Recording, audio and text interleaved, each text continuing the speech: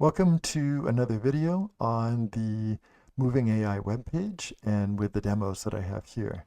So this video is going to go over the sliding tile puzzle demo. The sliding tile puzzle is a problem that's been used historically as a benchmark for heuristic search problems, particularly because it's easy to describe, it's fairly easy to implement, and it's actually a harder problem than it might seem, depending on your familiarity with the problem. On the page here, we can see the actual demo running here.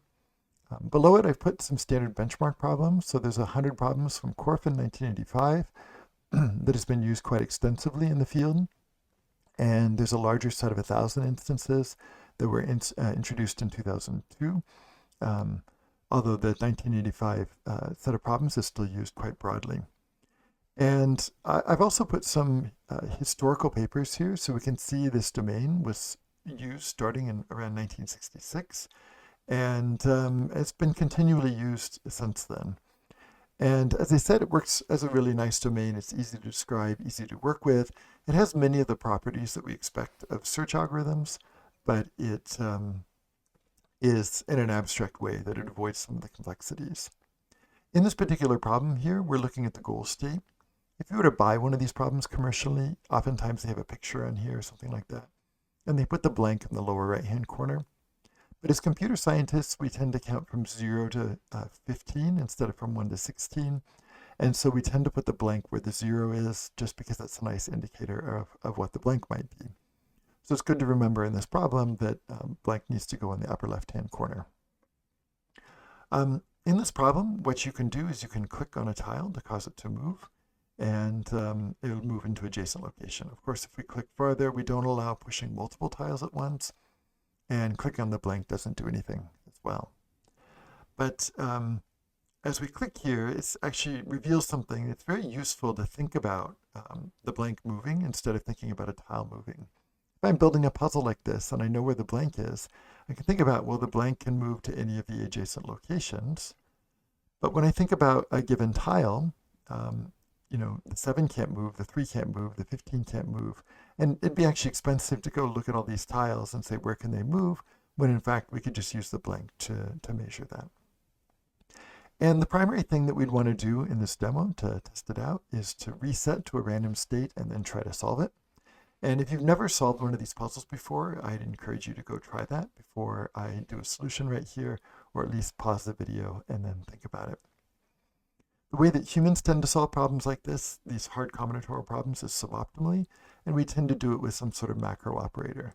So the notion here is that I've got a way of putting a particular row into the tiles in place in a row, and I'm going to do this in a way that's serializable, meaning that once I've got that row, I'm never going to have to undo that row. And so the point here is that I can undo the I can solve the last row, and then I'll never have to move this last row to get to the rest of the solution of the puzzle. And so then I'm going to start working on the next row, which is here. And I have to bring this in. So I'm going to have to disrupt this structure that I have to get these in, and then we need to get the 9 and the 8 in here. Oh, and I did them backwards. Okay, we'll keep going across here.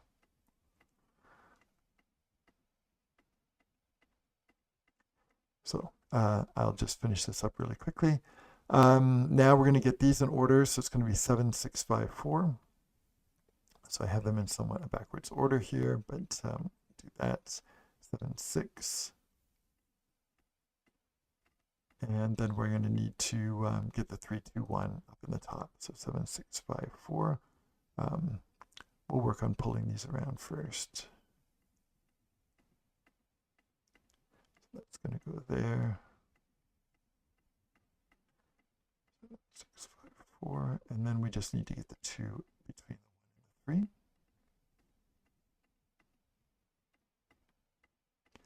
3. And we're done. And so it tells me here that it took me 134 moves to solve this. The optimal solution is somewhere between 140 and 160 moves. And it's worth to think about. One, how did we build a solver to do this? So if you've already studied how to build a solver, you can think about, if I run IDA star, notice that as I ran here, you didn't have to wait to find the solution. And notice here that I give a bound between 40 and 60 moves, but I didn't give the actual optimal solution. So why is that the case? Well, if you go to a random state and you just try and solve it using a simple heuristic like Manhattan distance, then it would take a long time to solve some states. And so I wouldn't be able to put a bound here without making you wait a long time, which in an interactive demo, I don't really want to do. So I've used a suboptimal solver here to do this, and the suboptimal solver took 60 moves to solve it, but it could have been as few as 40, given that it was running suboptimally. The other thing we can think about is what heuristic to use. So the standard heuristic that's used in this problem is the Manhattan distance. And Manhattan distance is simply you take for every tile, we ignore the blank, but for every tile, how many moves would it take, and you sum them up independently. And the reason we can do that is because every action moves the blank and one other tile, so we're not going to count the blank. And because only one tile moves per action, and we know that each tile, how far it has to move towards the goal, then these are independent and they can independently be moved towards their goal.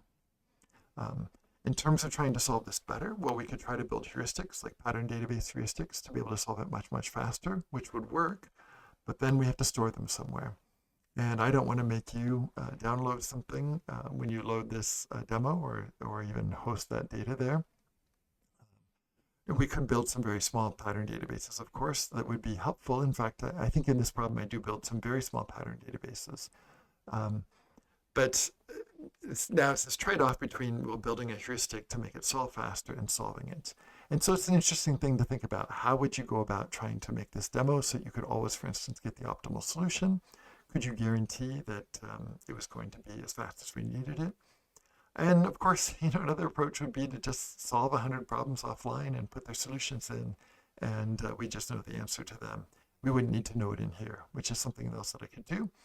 But actually, resetting here is giving me actually almost a random state. It's a random state that's guaranteed to be solvable. Because it ends up in this puzzle, there's actually two sets of states. If I were to swap the 14 and 15, then the problem would no longer be solvable. And there's a parity argument that's used to show that that's the case. So this gives us an overview of this demo here. Hopefully this is useful for looking at it. And I think the one thing that I've seen people learn the most from this is that these problems are much harder than you might think they are, especially if you haven't tried to solve them before. And when we try to then put a solver and solve it optimally, we're actually solving a hard, interesting problem. It isn't some trivial toy problem. I mean, it is toy in the fact that it's a toy domain, or we call it a toy domain. But it is really a challenging problem. And in terms of the domain itself, it actually reflects the problem of multi-agent pathfinding. If we think of these as agents trying to move around, there's only one empty space, then this is actually really similar to that problem. And so as toy of a domain it is, it actually has connections to some real-world problems as well. Thank you for watching this demo. I hope it was useful for you, and we'll see you again in another demo video.